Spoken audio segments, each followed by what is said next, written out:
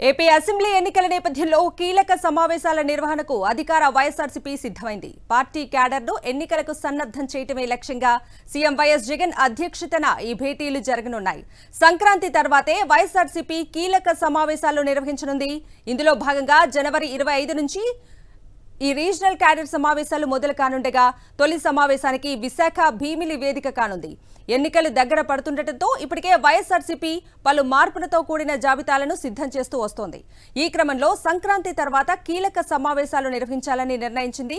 రాష్ట్ర వ్యాప్తంగా సీఎం జగన్ అధ్యక్షతన ఏపీ వ్యాప్తంగా మొత్తం 5 ప్రాంతాల్లో క్యాడర్ సమావేశాలు జరగనున్నాయి. 4 నుంచి 6 జిల్లాలకు కలిపి ఒక క్యాడర్ సమావేశంగా నిర్వహించనున్నట్లు తెలుస్తోంది.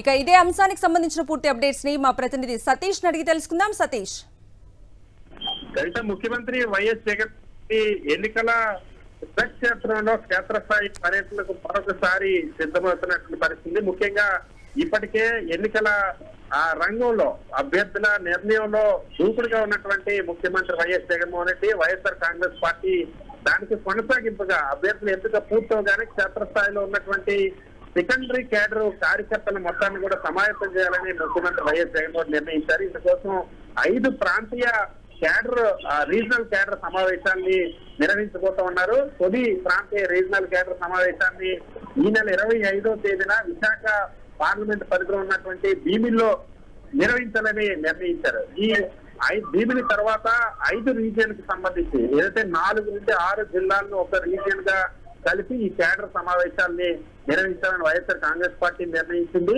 సో తొలి సమావేశాన్ని భీమిలి నుండి ప్రారంభిస్తారు. సో ఈ సమావేశాల్లో ప్రధానంగా అప్పటికే దాదాపుగా అభ్యర్థులకు సంబంధించిన నిర్ణయానికి ఒక కొలిక్కి వచ్చేస్తారు.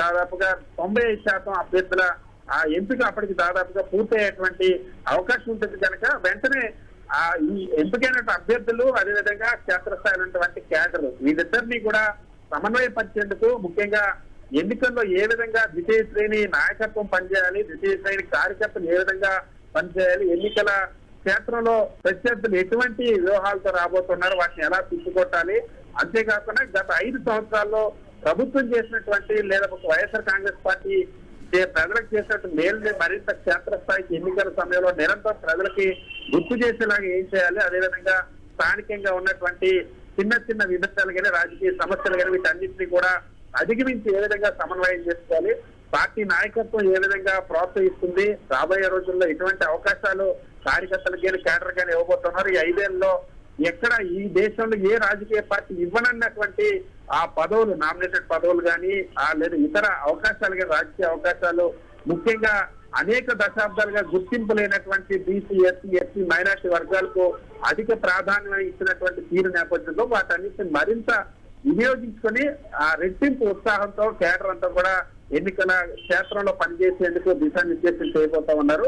ఇందుకోసం 5 ప్రాంతీయ రీజనల్ కేడర్ సమావేశాలను ఏర్పాటు చేయబోతా ఉన్నారు. వీటిలో తొలి సమావేశాన్ని భీమిల్లో ఈ నెల 25న నిర్వహిస్తారు. Right Satish, thank you for the updates.